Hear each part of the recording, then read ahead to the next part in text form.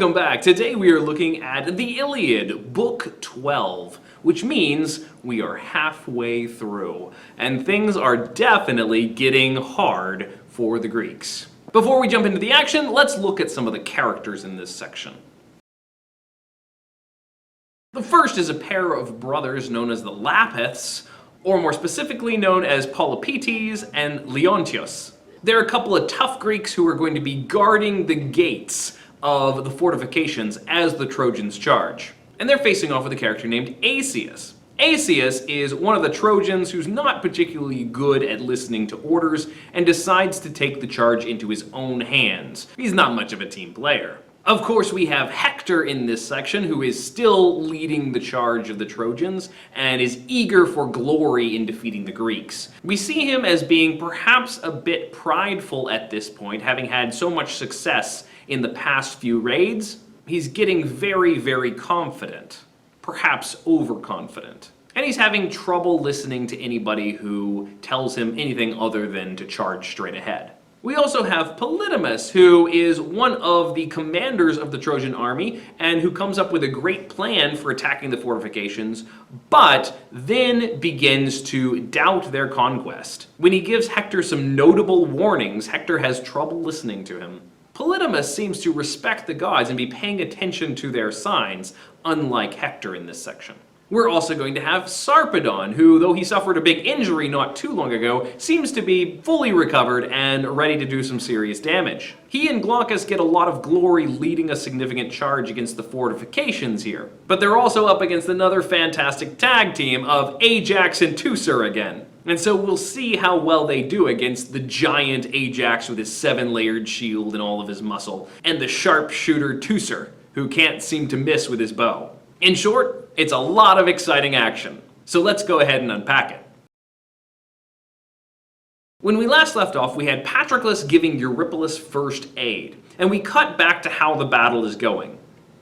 We saw so many of our favorite heroes get knocked way back or get sidelined in this fight. And now the Trojans have beaten them all the way back to their fortifications. But before we get into the action, the book takes a moment to discuss a sideline about these fortifications. These fortifications were set up without any sacrifices to the gods.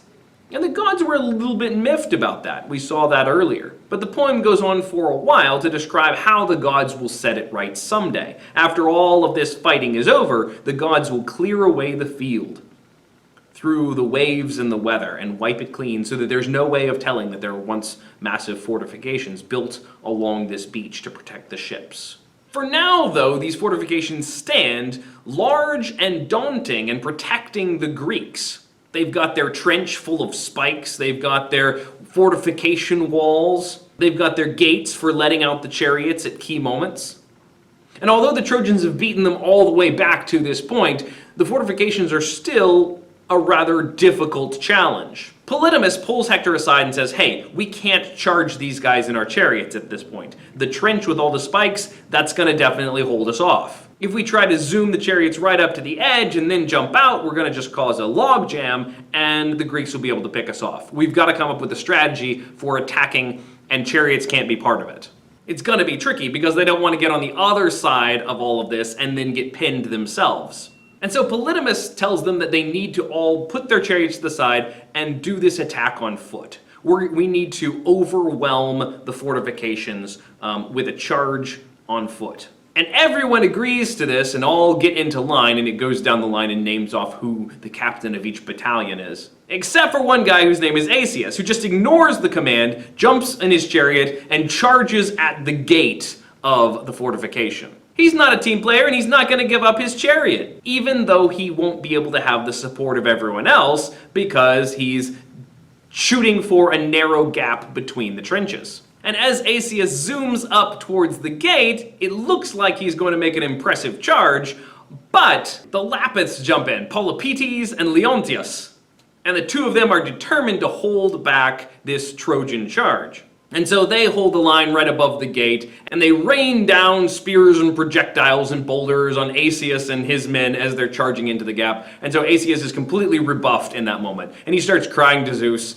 going on about how Zeus lied to him and the Trojans aren't going to be able to take over. But really, he's just, not following orders very well. The gate was much better defended than he expected. The rest of the army is marching forward, and Zeus is ready to give the glory to some of his favorites. And as the Trojans are marching up to the fortifications, and Peloponnese and Leonatus are slaughtering a bunch of people, suddenly there's this sign from Zeus. This eagle flies up holding this huge serpent. And an eagle is usually a sign of victory, but in this case the serpent is still alive, and the serpent turns and bites the eagle, which then drops the serpent down into the army and flies away. That's a much less confident sign. And in fact, at that moment, Polydamas pulls back and says, whoa, whoa, whoa, that doesn't look like a good sign. I think that Zeus is trying to tell us that this is not going to be as great a victory as we hoped. Hector, you always seem to attack me in assembly, despite my good advice. Never right, is it, for a common man to speak against you, king? Never in open council, and God forbid in war. Our part is always to magnify your power. Well, once again I am bound to say what I think best. Stop the attack. Don't fight them at their ships.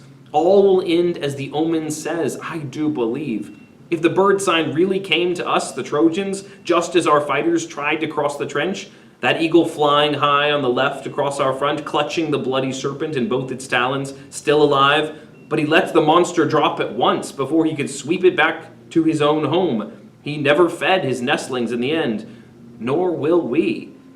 Even if we can breach the Argives' gates and wall, assaulting in force, and the Argives give ground, back from the ships we'll come, back the way we went, but our battle order ruined, whole battalions of Trojans left behind and killed. The Achaeans will cut us down with bronze to save their fleet. So a knowing seer of the gods would read this omen, someone clear in his mind and skilled with signs, a man the Trojan armies would obey. So Polydamas says, this is a really bad sign. We may get over the fortifications, we may breach their line, but in the end, things are going to turn on us. This is not going to end well. How does Hector take this? Not too well. He very quickly dismisses everything that Polydamas just said. Enough, Polydamas, your pleading repels me now. You must have something better than this to say, but if you're serious, speaking from the heart, the gods themselves have blotted out your senses. You tell me to forget the plan of storming Zeus, all he promised me when he nodded in assent. You tell me to put my trust in birds, flying off on their long wild wings, never. I would never give them a glance, a second thought, whether they fly on the right toward the dawn and sunrise, or fly on the left toward the haze and coming dark. No, no, put our trust in the will of mighty Zeus, king of the deathless gods and men who die. Bird signs. Fight for your country. That is the best, the only omen. You, why are you so afraid of war and slaughter?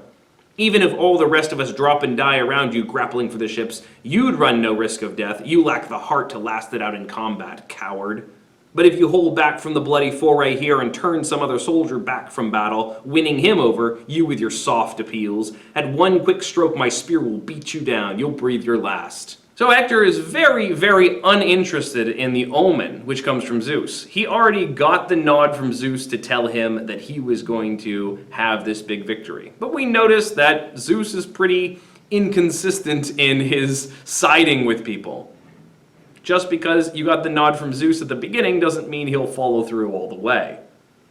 We already saw that with Agamemnon. And it's clear that Hector's mind is clouded by his intense desire for glory and victory here. He's let this go to his head, and he's no longer willing to listen to good advice from his friends, which is unfortunate. But they all charge ahead, and they're all battling right at the fortifications.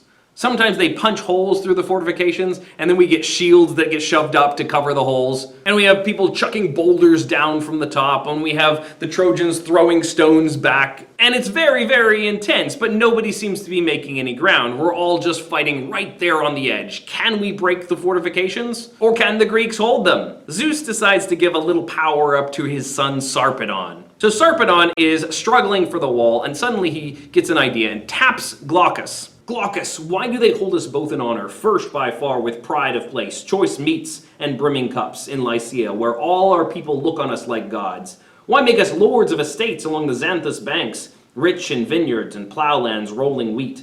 So that now the duty's ours. We are the ones to head the Lycian front. Brace and fling ourselves into the blaze of war. So a comrade strapped in combat gear may say, not without fame, the men who rule in Lycia, these kings of ours who eat fat cuts of lamb and drink sweet wine, the finest stock we have. But they owe it all to their own fighting strength, our great men of war. They lead our way in battle.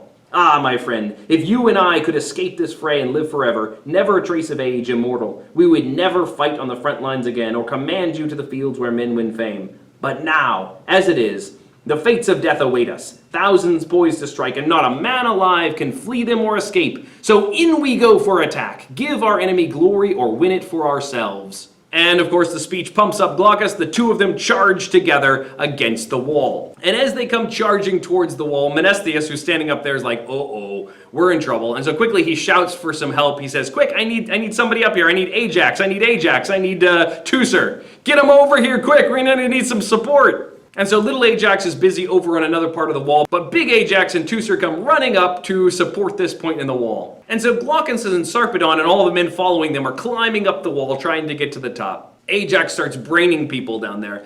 And just as they get near the top, Teucer takes out Glaucus. He's injured and has to leap clear. And so Sarpedon arrives at the top alone, and there's Ajax and Teucer. And Sarpedon rips open the fortifications, tearing a chunk out of the wall and knocking it down, leaving an opening. And Teucer takes a shot at him from behind Ajax's shield, but Zeus doesn't want his son to die yet, and so Zeus knocks the arrow so that it only bounces off his armor. And then Ajax jumps in and rams a spear right into Sarpedon's shield. But Sarpedon manages to hold that back through. It doesn't penetrate all the way through. And so here we have Ajax and Sarpedon face to face, pushing on each other right there on top of the wall. And Sarpedon shouts behind him for all of his men to come rushing up and help him and push them forward. So he called, and dreading their captain's scorn, they bore down fiercer, massing round Sarpedon now. But against their bulk the Argives closed ranks, packed tight behind the wall, and a desperate battle flared between both armies. Lycian stalwarts could not force the Achaeans back, breach the wall and burst through to the ships. Nor could Achaean spearmen hurl the Lycians back, clear of the rampart, once they'd made their stand. And so they hang at this balance where both sides are pushing against each other, Ajax and Sarpedon right there in the center.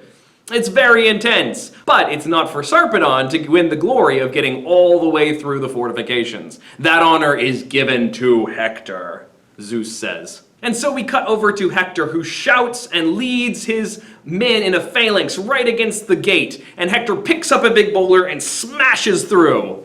No one could fight him, stop him, none but the gods, as Hector hurled through the gates. His eyes flashed fire. And whirling round, he cried to his Trojans, shouting through the ruck, "The wall! Storm the wall!" They rushed to obey him, some swarming over the top at once, others streaming in through the sturdy gateways. Argives scattering back in terror, back by the hollow holes, the uproar rising. No way out, no end.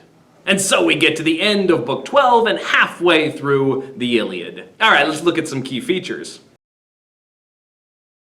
Most notably is the really great eagle symbol that we get in the middle of the book. It's not the first time we've seen an eagle, but it definitely gives a different spin on it. And we see the characters attempting to interpret the symbol, the omen. We've often seen the eagle as a symbol of victory, but in this case, the symbol is a bit twisted up with the serpent that is struggling in its grip.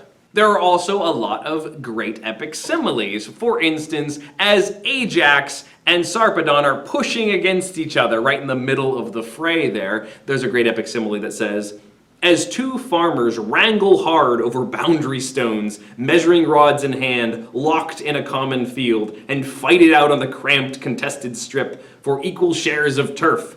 So now the rocky bastions split the troops apart, and across the top they fought, hacking at each other, chopped the ox hides round their chests, the bucklers full and round, skin shields, tassels flying." This contest for this small strip of land.